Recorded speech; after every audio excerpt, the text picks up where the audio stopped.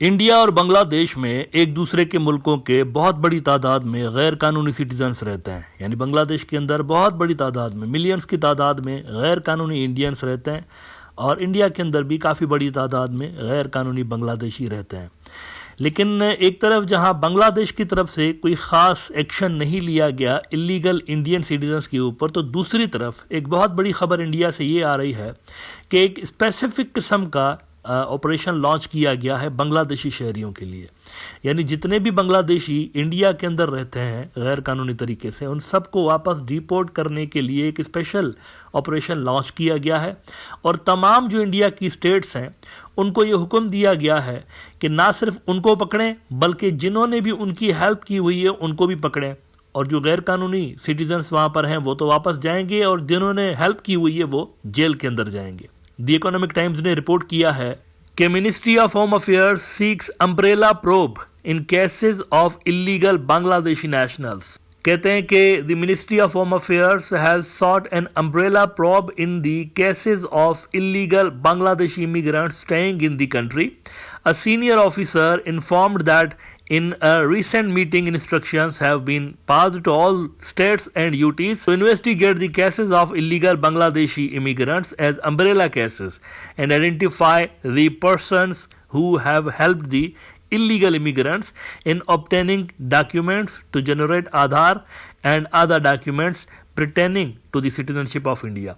अब यहाँ पर वो ये भी इल्ज़ाम लगा रहे हैं कि काफ़ी बड़ी तादाद में ऐसे भी लोग होते हैं जो कि इंडिया आते हैं, फेक डॉक्यूमेंट्स बनाते हैं और यहाँ से यूरोप चले जाते हैं। क्योंकि इंडिया से मूवमेंट करना आसान होता है, निस्बतन आसान होता है यूरोप की तरफ जाना, और बांग्लादेश से यूरोप की तरफ जाना वो कहते हैं कि मुश्किल होता है। तो इसीलिए बहुत सारे ऐसे भी लोग हैं जिन्होंने यहाँ पर जाली आधार कार्ड वगैरह बनाए, पासपोर्ट्स बनाए और यहाँ से चले गए, और काफ़ी सारे ऐसे हैं जो कि यहाँ पर रह गए हैं। तो एक स्पेसिफिक किस्म का टारगेटेड ऑपरेशन उन्होंने स्टार्ट कर दिया है मोदी सरकार ने बांग्लादेशियों के खिलाफ।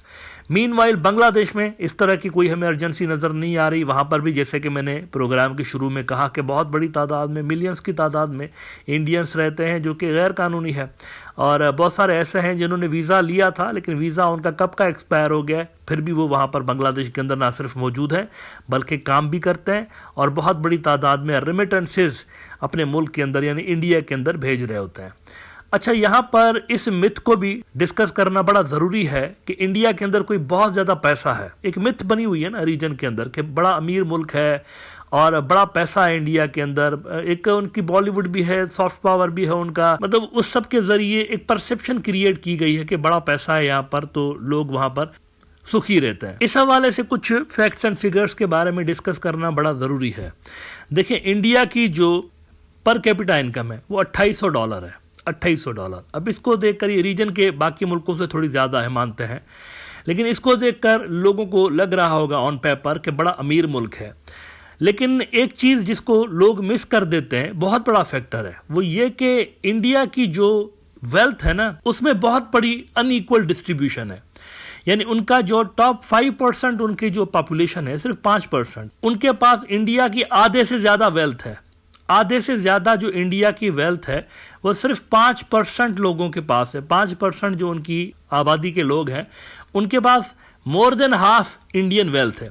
2800 इनकी अगर पर कैपिटा इनकम है, इसमें से अगर आप 1% टॉप के अमीर लोग निकाल देते हैं, उनकी वेल्थ निकाल देते हैं, 1% इंडिया का जो 1% अमीर तबका है उनकी वेल्थ निकाल दें, तो बाकी रिमेनिंग जो इंडिया है उनकी जो पर कैपिटा इनकम बचती है वो $1730 हो जाती है। 2800 से गिर के $1730 पे आ गई।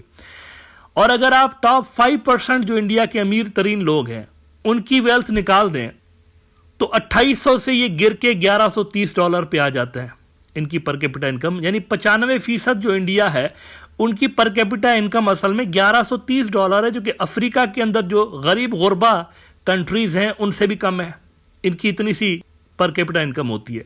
अपेरेंटली नज़र क्या आता है पेपर पे, बड़ा अमीर मुल्क है, बड़ा पैसा है, लेकिन असल में यह है सूरत हाल। वहाँ की जो 95% आबादी है उनकी पर कैपिटा इनकम सिर्फ $1130 है, विच इज़ इनसिग्निफिकेंट। लिहाजा अगर बेहतर मुस्तकबिल के लिए कोई ये समझता है कि जी मैं यहां से उठ के तो इंडिया जाऊंगा, बेहतर मुस्तकबिल होगा, बेटर अपॉर्चुनिटीज होंगी, वो गलत फहमी में जी रहा है। अच्छा, ये डेटा मैं उन हजरात के लिए बता रहा हूं जो कि आर्ग्यू कर रहे होते हैं कि इंडिया में कोई बेटर लाइफ स्टाइल है लोगों का, तो वहां पर इसलिए लोग जा रहे होते हैं ज्यादा। नहीं, ऐसा नहीं है, इग्नोरेंस में ज्यादा जा रहे होते हैं। अगर वहां पर जाते हैं ना बांग्लादेश से या किसी और मुल्क से, नेपाल से, तो इग्नोरेंस में जाते हैं, जहालत में जाते हैं। जहालत में उनको पता नहीं होता बेसिकली कि वहां पर सूरत हाल क्या है। मैं आपको जरा 1 साल पहले का राइटर्स दिखाता हूं। देखें, बात अगर होनी चाहिए ना तो फैक्ट्स एंड फिगर्स के साथ होनी चाहिए, और फैक्ट्स एंड फिगर्स ही मैं आपको दिखाना चाहता हूं। राइटर्स में 1 साल पहले ये आर्टिकल लगा था, रिपोर्ट शाया हुई थी बेसिकली कि इंडिया के अंदर वेल्थ की डिस्ट्रीब्यूशन किस तरह से है। उन्होंने कहा कि India richest 1% has highest concentration of wealth in decades, study shows. जब से लेकर ये भाई साहब आए हैं 56 इंचिए, इनको तो कॉर्पोरेट सेक्टर ही लेकर आया है ना इंडिया का। बीजेपी के पीछे इंडिया का कॉर्पोरेट सेक्टर खड़ा हुआ है बेसिकली, अडानीज, अंबानीज और ये दीगर जो वहाँ के सेट हैं, स्पेशली नॉर्थ इंडियन सेट, वो इनके पीछे खड़े हैं, नॉर्थ इंडियन कॉर्पोरेट्स इनके पीछे खड़ी हुई हैं। अब इनके आने के बाद दौलत की डिस्ट्रीब्यूशन का वहाँ पर मामला क्या हुआ है, इसमें ज़रा देख लीजिए। By the end of 2023 India richest citizens, यानी कि 1% उनके जो लोग हैं, richest citizens owned 40%, 40.1% of countries wealth. 1% लोगों के पास इंडिया की 40% दौलत है, दी हाईएस्ट सिंस 1961। और फिर उनका जो टोटल इनकम के अंदर कितना शेयर है, वेल्थ के अंदर तो आपने देख लिया 40% है, इनकम के अंदर उनका कितना शेयर है उसके लिए वो कहते हैं, and their share of total income was 22.6%, the most since 1922। The study whose 4 authors included Nitin Kumar Bharti and Thomas Piketty found. In 2014, Prime Minister Narendra Modi was elected on a mandate of development and economic reforms. यानी ये कहकर आ गए, लेकिन जब ये आए हैं तो डेवलपमेंट तो खाक होनी थी, दौलत की जो अनइक्वल डिस्ट्रीब्यूशन थी वो बढ़ गई है वहाँ पर। तो सूरत हाल ये है।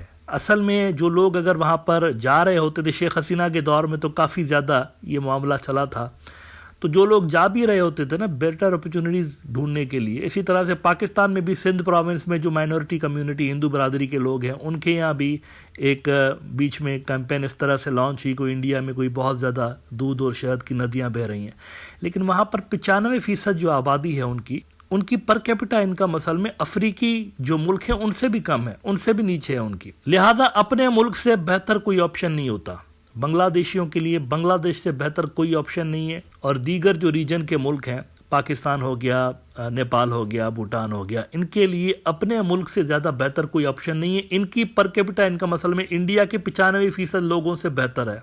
अच्छा, बहरहाल अब ये जो लोग आए हुए थे शेख हसीना के दौर में, क्योंकि उनके बाद तो बहुत कम हो गया इंडिया जाना, जो लोगों का सिलसिला था वो बहुत ही कम हो गया। जहां पर पहले दिन में 8000 वीज़ा इशू होते थे, तो अब वहां पर 1000 भी इशू नहीं हो रहा है। ये सूरत हाल हो गई है। और फ्लाइट्स जो हैं उनका नंबर रिड्यूस हो गया है, क्योंकि जाने वाला कोई नहीं है वहां पर। बांग्लादेश से इंडिया की तरफ जो लोग जाते थे उनकी तादाद बहुत कम हो गई है। ऐसे में अगर इंडिया की जानिब से ये डिटेंशन सेंटर्स में लोगों को ठोस के तो वापस भेजने का जो सिलसिला शुरू किया गया है, जिसके आदेश दे दिए गए हैं, इससे यकीनी तौर पर दोनों मुल्कों के ताल्लुकात मजीद खराब होंगे। और हो सकता है कि बांग्लादेश की सरकार पर भी प्रेशर आए कि वो भी जो इलीगल इंडियंस रहते हैं बांग्लादेश के अंदर, मिलियंस की तादाद में रहते हैं, उनको वापस भेजने के लिए यूनिस की सरकार के ऊपर भी दबाव मुल्क के अंदर बढ़ सकता है।